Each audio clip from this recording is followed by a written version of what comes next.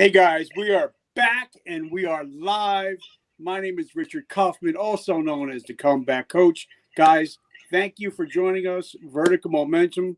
Love you guys. Thank you so much for everything, for all you guys do for us. We have another amazing episode, and we're going to be talking about paradigm shifting, how to shift your mindset from not being a loser, but not exactly winning. And we're going to be talking about winning paradigm, winning mindset with a Marine. I never say former Marine. I learned my lesson with an amazing Marine and now business owner and podcaster. But first, I want to thank our sponsors. As you guys know, my sponsors are 100% veterans, 100% of the time. If you know anybody struggling with any mental health issues, definitely reach out to Tammy Moses from the Hoarding Solution. She also helps people that have hoarding issues. So definitely check out Tammy Moses. And if you like anything nice in your house that's made out of wood, definitely reach out to Ballish Woodworks, Kurt Ballish. He actually made a cutting board for my wife on Mother's Day and is the only cutting board my wife will use. So make sure you check out Ballish from Ballish Woodworks. Kurt, Tammy, love you guys. Guys, this is going to be a great episode because, as you guys know, the show is all about resiliency. It's all about coming back. And this guy has come back from tragedy to triumph. Brother, welcome to the show. How are you doing? What's going on? And I love your podcast. I've been soaking it up. I think it's truly amazing. Oh, thank you so much, brother. I really appreciate you having me on for number one. And number two, I really appreciate your support as well. You've kind of helped me out while I'm starting off, and, we linked up, and from there, you gave me some advice. So I really appreciate you, helping me out here starting this brand. So now talk to us, give us a quick down and dirty, talk to us about where you grew up, what your home life was like, because I know it wasn't exactly great. And then tell us about military service.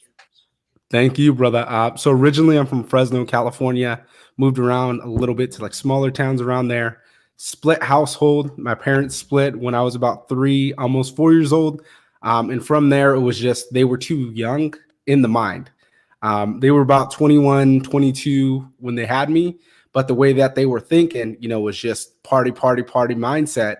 So a lot of the occurrences I had early on in life caused me to grow up pretty quick because it was the way that they were thinking about life and the way that they, acted, where it was just off impulse. They drank a lot. And then again, with me was all these small little things in going to years of counseling, trying to get that right, and figuring out, hey, it isn't something, it's just all these little things that have changed me. So for me, ended up in high school. I ended up getting kicked out of my house with my stepdad because just different type-minded people. We thought totally differently, and they had these traditional views, which there's nothing wrong with them, but it was just when you start growing up, you start experiencing things and you start questioning. And it was like I would ask them those questions of, hey, why do we act that way? Why do we say you can only dress this way, you can't act that way? Why don't we preach, if I can be myself, and then when someone asks me and I treat them with fairness, dignity, and respect, it's a little bit different. Then they're going to see me as a person versus what I look like. So it was a lot dealing with these internal problems. And then from there, I ended up saving my life and going to the Marine Corps. And what was funny was I ended up calling my recruiter and I was like, hey, brother, yeah, we need to get me going. We need to figure out what's going to happen. I'm at my friend's house sleeping. I can probably stay here a month, and it was kind of funny before for the past 2 years.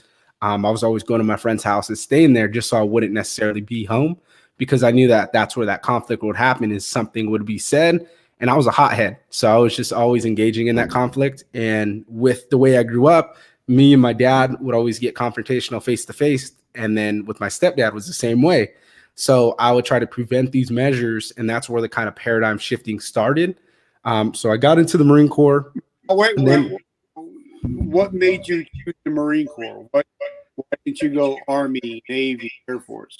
Good. That is a good question. Wanted to go Air Force, Navy, but my ASVAB score was too low. So it was kind of funny. I retook my ASVAB and then flunked it. And my recruiter's like, yeah, this didn't happen. We're just going to go after the first. So we ended up sticking the first. And what was funny is I wanted to be Corpsman and go to the Navy. And when I went to the Navy recruiter, he's like, your ASVAB score is too low, and try to redirect it into something else I can do. And from there, it was just irritating me because he was telling me I couldn't do what I wanted to do. And I needed to get that score up. But it was like he no longer wanted to talk to me if I wanted to keep going that way, or he was redirecting it to something else. And then funny thing, Army recruiter actually showed up to my house one day. And he like walked up to the front door. My stepdad is an Army vet.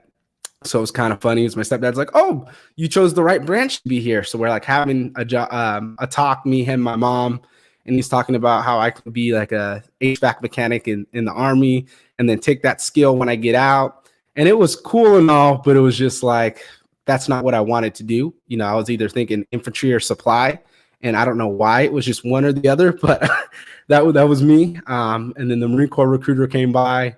My dad's a Marine. And the Marine Corps recruiter was like, "Hey, do you want to come work out with us?"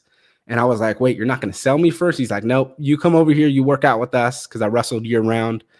So from there, he was like, "You work out with us, I got you." And yeah, that's exactly what happened. They picked me up, went to go talk to him. I worked out with them. I'm like, this is easy. I can keep doing it. And then from there, enlisted in the Marine Corps straight after high school, ended up shipping out 3 months early. So a month after high school. Right before that happened, my best friend died. So I already, was starting my journey, but had to start it with different odds because we had 4 years mapped out where we were planning. He was going to college. I was going to go to the Marine Corps, but we're going to link up. And then he ends up passing. So that was kind of the first shift of my mindset of, I got to realize I got to take the time in my life, and figure out what's important to me and make it important. So got in the Marine Corps, went through boot camp, MOS school in Mississippi, ended up getting to San Diego to Marine Corps Air Station Miramar. And then from there was there 3 weeks, got sent to WTI, Weapons Tactics Instructor Training out in Yuma for 2.5 months. So I wasn't even at my unit for 3 months. Go to Yuma for 2.5, get done there, go back to San Diego for a week, get sent out to 29 Palms for 2 months for some more training. And then from there, got back to my unit for about 4 months. We ended up deploying to Kuwait for about 6 months. After that, my unit moved to Hawaii. And then from there, what was kind of funny was my old me this plan of, hey, we're going to establish a new unit from the ground up was what was happening. And they were like, do you want to be part of it? And I was like, yeah, I don't want to leave California. I'm from California originally. I don't think I want to be trapped on an island. And then I look at it at the roster one day. It looks like she switched her orders. So she ends up going to Hawaii. I become E4 corporal, got promoted the day of, became the operations and training chief. And that's where kind of the business clicked in my head. And to me actually learning leadership as direct exposure. So from there, tasked with training about 3 Marines. So I had to show them exactly everything what to do, implemented programs, procedures, and operations and training, briefed my CO weekly on the flight schedule, any operations trainings we needed. And then from there, was just mentoring my Marines. And that's kind of, again, what helped me was I was going through a lot of personal things at that time as well. And then from there was, being able to see that if I was able to mentor somebody, show my Marines, hey, this is the right way, and be able to teach them these little things little by little, that was what was going to help me ultimately. So I ended up being my own boss for about a year. And then during that time, I tore a lot of the cartilage in my right knee. So from there, I got pulled off a meritorious sergeant board. So it's kind of funny was I was already, up there, going to promote, egos high. I'm like, I'm the best thing in the world. I'm the number one in the unit. I'm about to win, meritorious. And from there, it's going to take off. So I hurt my knee, pulled me off the board. And that's where, I hit my lowest.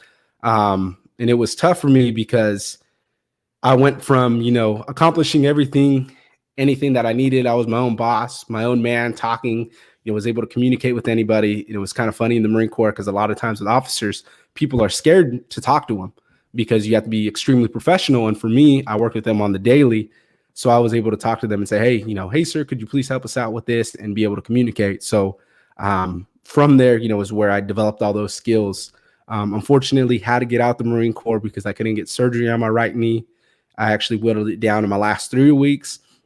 And then from there, they were like, hey, you either run 2 physical fitness tests and a combat fitness test, or you get out. And I was like, I haven't ran in the past 2 years. I can't squat. My knee's not healthy. My mind wasn't right. Because again, I started hitting that low spot where it was like, what am I going to do next? So what I did to help myself throughout that time was I started my business degree, business management degree. And I said, hey, at least I'm going to do this and stick with it. So it's a fallback plan. So been going to school ever since, finishing up next year.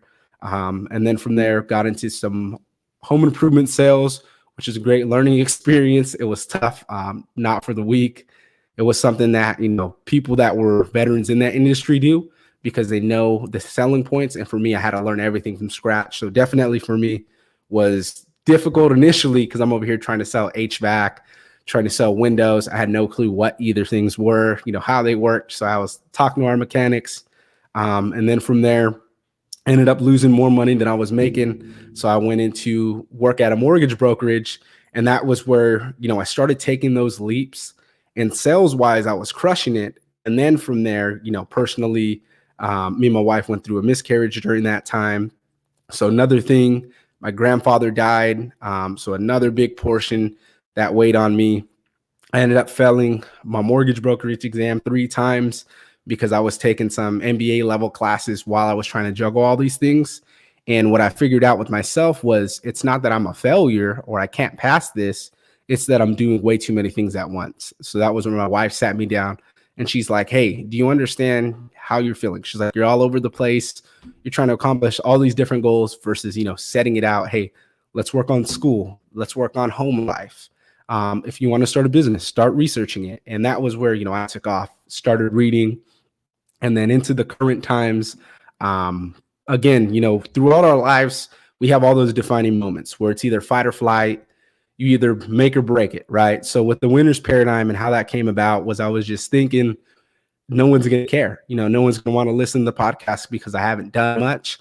And that was where I shifted it, when I started thinking to myself, why don't we just talk about what's happening currently? And I'm going to interview people who've been there, who have accomplished it, and then be able to get them to tell us what we're missing. I'll be able to disclose exactly my personal failures, my experiences to help out somebody. And I just dropped this weekend, and it was kind of amazing because that was my fear of rejection. Someone's going to judge me. Someone's going to say, oh, you don't know what you're talking about. And I actually had some people reach out and they were like, hey, brother, thank you. I've been in a dark place. You've helped me out. And for me, a lot of the times I had a big drinking problem in the military. And it was one of those things that I never realized until, I went around civilians, and then they're like, hey, you just want to keep going. And I'm like, yeah, that's what we do. We just keep drinking. And I'm like, not thinking that I actually had a problem, and I actually had to fix it. It was ruining my marriage. Or this was before me and my wife got married, but it was ruining our relationship at a time. And then now, was able to say, hey, I was able to do it, and I can be able to control myself now if I'm ever in that situation again. All right, guys, we got to go. Great story. I love your story, but there's so much, so many different aspects. But first, I want to go back because, I'm releasing an interview today with a retired Green Beret, and he was a wrestler in school. And we talked about how it helped him in his military career because a lot of times in wrestling, the events normally occur during Thanksgiving, and everybody else is chowing down, and you're sucking on icicles, eating turkey with nothing on it. And it takes a lot of discipline for a wrestler. So talk to us. Did that wrestling mentality help you in the military? Yeah, absolutely. I'm a little extreme when it came to wrestling. I wasn't the best wrestler, but I made sure, to put the time in. And for me, it was digging down. I mean, I was cutting 20 pounds a week my sophomore, junior year of high school. So like you said, when it hit Thanksgiving, I hated that holiday because that's my favorite holiday. And all I wanted to do was eat. But instead, that's where discipline happens. And you're like, all right, well, I can eat this, but then I have to go run. So it got so bad to one point, I was running 16 miles a day because I was trying to lose so much weight. And then ultimately, my senior year, I ran into that roadblock where I was cutting so much, but I didn't take care of my body, which led to, another universal truth in the military that you're going to get hurt and you need to take care of yourself. So it was, readapting from there and making sure that I can be able to take care of myself. So when I got into the military, same exact mentality. You're pushing, pushing, pushing. Sometimes you feel like no one cares. People do care. You got to reach out.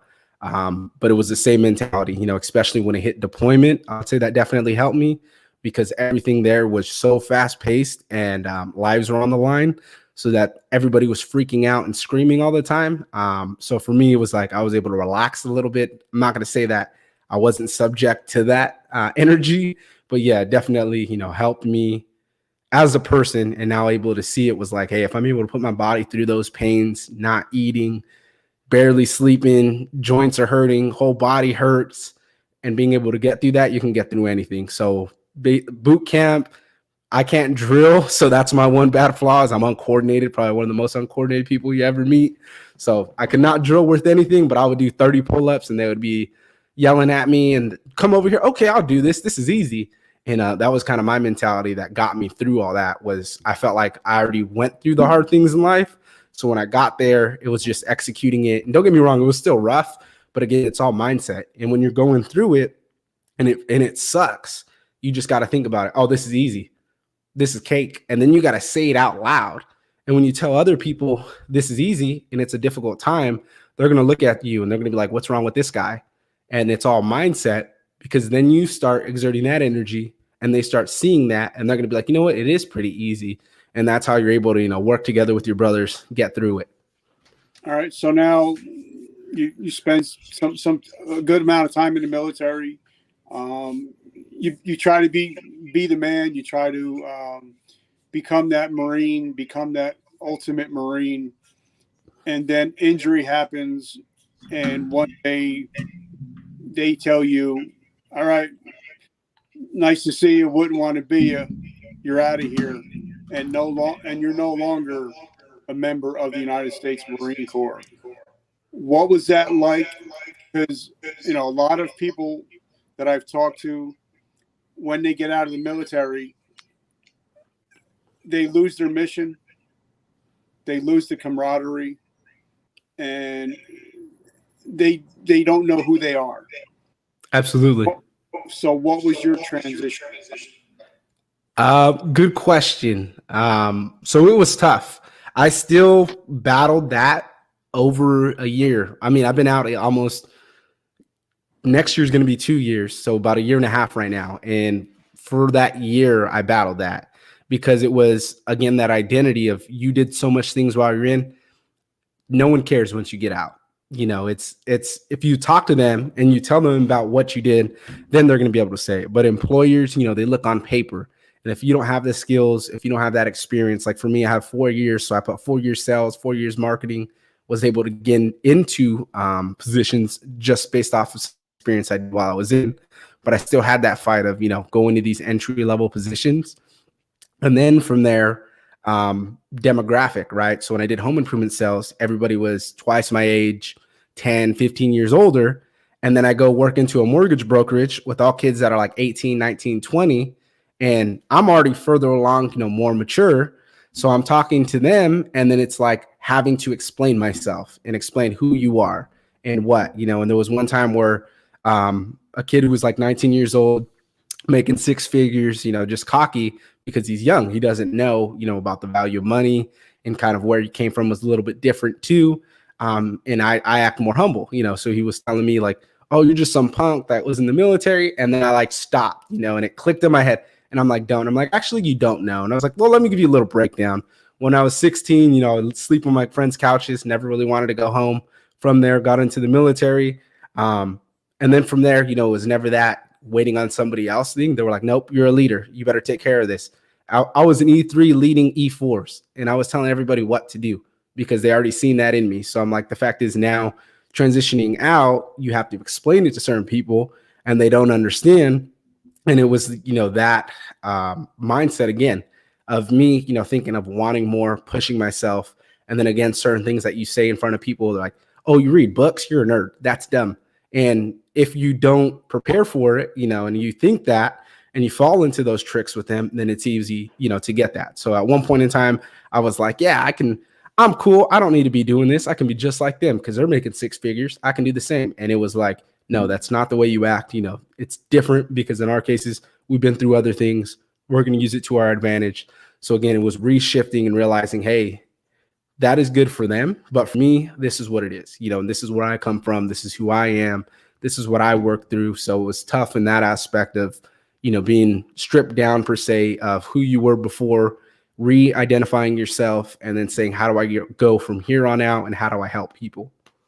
Okay, so now let's talk about that because you don't know what you don't know. Absolutely.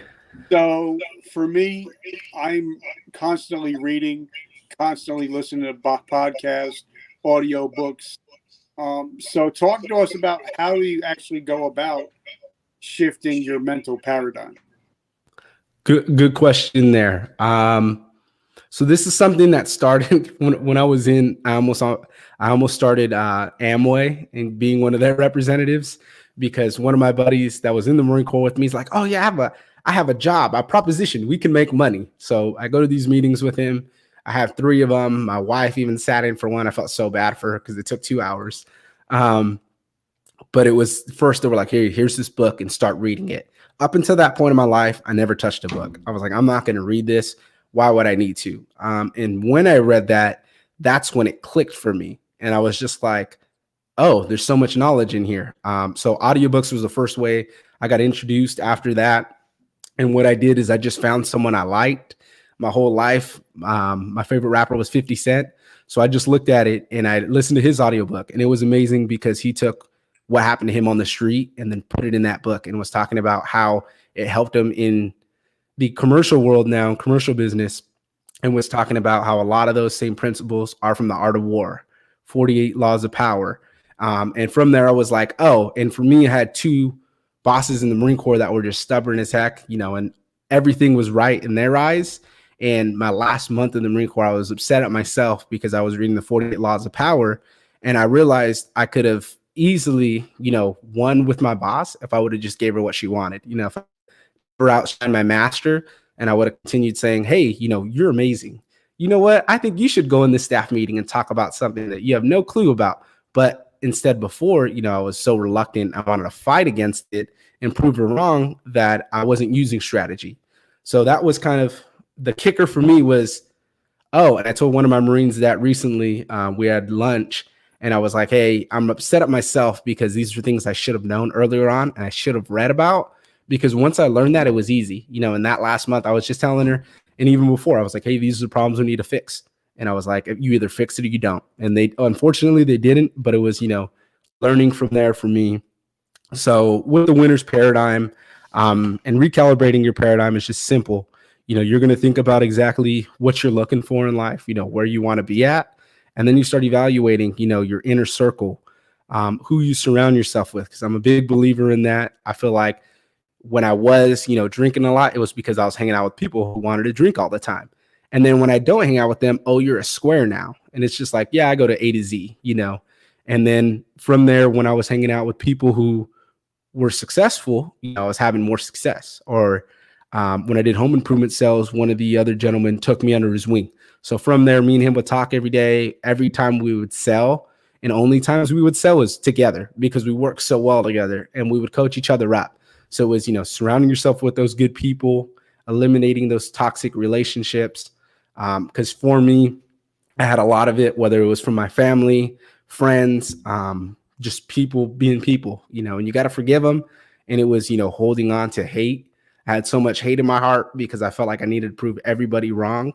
And I felt like no one understood, ever really took the time to kind of dissolve all these problems. So when I really sat down to it and I was like, what am I looking for? That was where it kind of clicked to me. And it was like, I just want peace. I just want to be happy and be me. So it was like, I'm going to do that. And if you have a problem with it, okay, you know what? I'm going to take a time out. You do you for right now. I'm going to do me. I'm going to be respectful because that's the person I am. I'm not going to go back to my old ways, and get confrontational or start, doing something where I lose that judgment of character. So that's where that winner's paradigm, it's really creating those habits of winning and looking at what winners do. Well, they always look to get better. When you look at any high celebrity athlete, any successful person, when they get to that goal, it's what's next. And for me, one of my mentors was like that. Was I got a Navy and Marine Corps Achievement Medal, and he texted me that day. He's like, "Hey, what's next?" And he's like, "Okay, that's today. We can be happy in the moment, but what's happening tomorrow? What are you doing? Are you just going to keep living in the heyday?" And that's where I was like, "Oh, you're right. I need to figure out what's going to be next, what's going to happen, and what's going to help me there." And in my case, just getting this podcast kicked off, I'm telling you, it's so much more refreshing being able to have that purpose, know exactly what you're doing. And then from there, being able to execute it when you have all that positive energy, where now I don't even have anyone around me that's going to tell me no. They're going to tell me exactly, what I need to hear, number one, and number two, be able to give you that guidance to help you out as well. And I love that. I interviewed a guy named Rich Davini, Navy SEAL. I don't know what happened. I think we just lost him. But boom, where's your?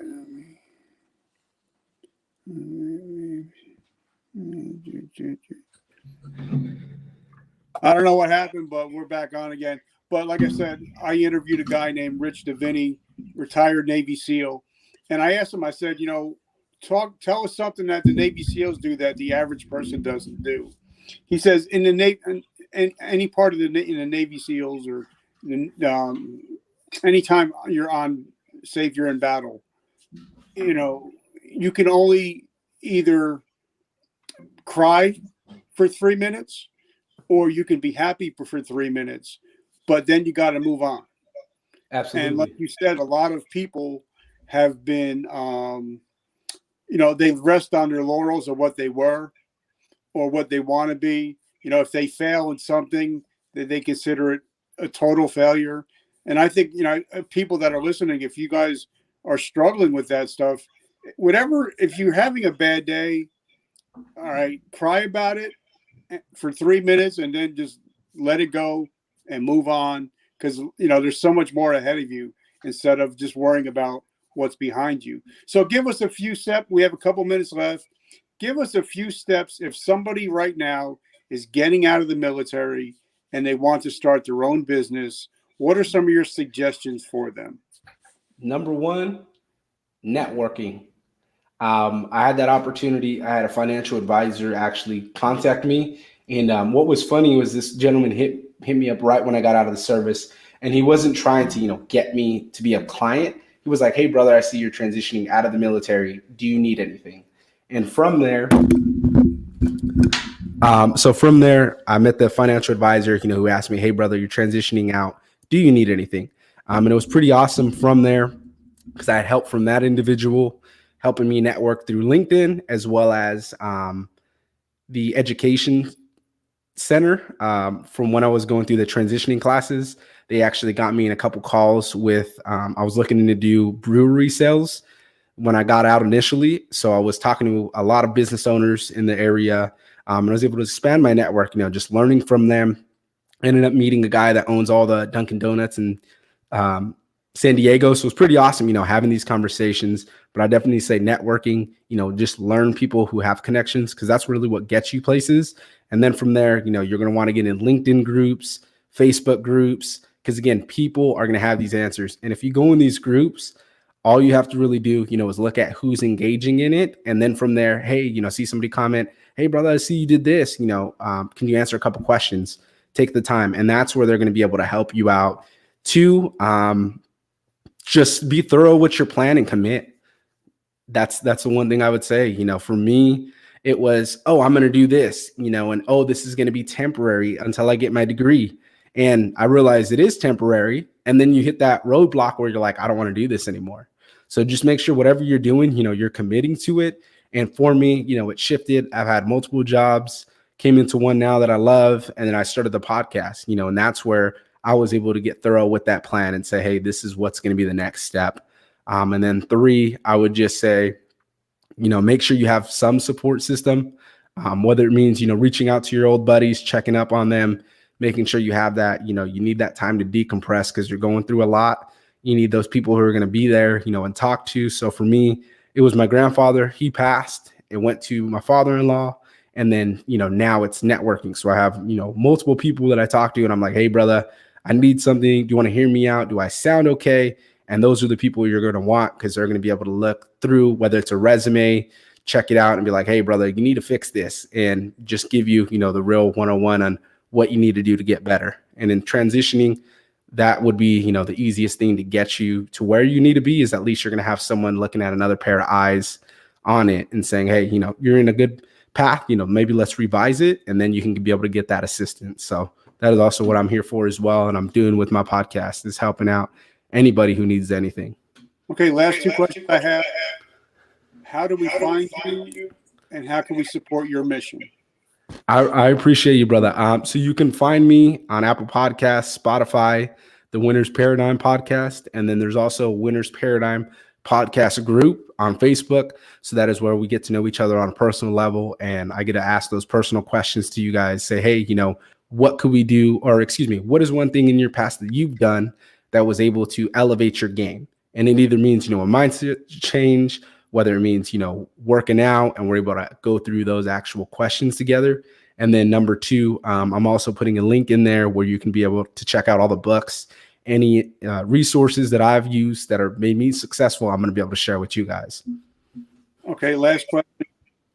If there's somebody out there, because I've been clean now 33 years without a drink. That is amazing. If there's somebody out there struggling with addiction or their mental health, what is something they can do in the next 24 hours to start to get some help? That is amazing. And I'm proud of you, brother, for being clean that long. Take out a piece of paper and start jotting some things down. And that's where you're going to be able to figure out, okay, what is important to you? What is your why, right? You got to know the who before the why. So you got to know who you are. Whatever you want to be, whatever you think, write that down on that piece of paper. And then say, am I living up to it? And then from there, write down what and start looking at these stressors. And from there, and then from the mental health perspective, you got to vent and kind of figure out what's holding you back. Whether that means, going to counseling, talking, that's what's going to be able to actually help you get through that time. Is you're going to need that person who's you're not going to like and is going to say, you have a problem, you need to change.